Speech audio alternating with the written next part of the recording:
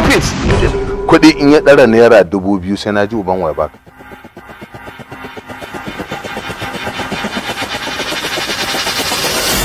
Nana. Ciki.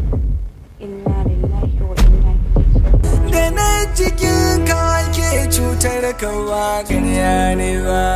Ashe makashin ka yana tare da kai ka ji ɗan. Ki hakuri amma in dai har ina raye ba za ki taɓa auren Faruk ba.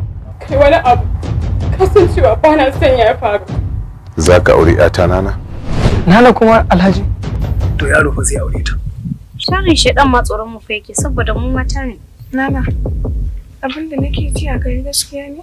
Dan Zaki Entertainment bijimin kamfani ne da ya saba kawo muku ingantattun fina-finai.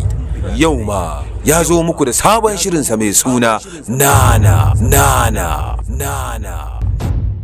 Ya Faruk, amincewa da aure na daidai yake da ka sa kanka a cikin bala'i da masifa saboda ba na son ka. Da masifa. Ke da kin riga da kin sani ba na son ki. Moibi.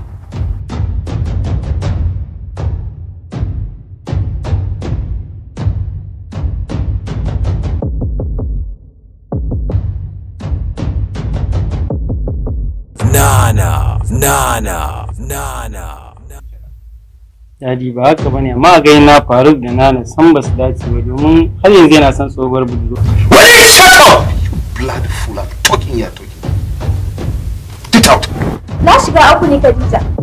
Anya magauta su bar mu raya tare? Faruk zai aure na. Kasaitaccen shiri ne da ya samu tsaftatattun marubuta.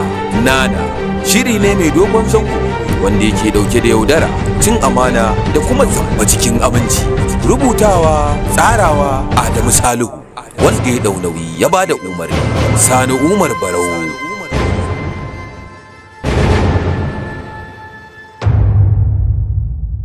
Nana.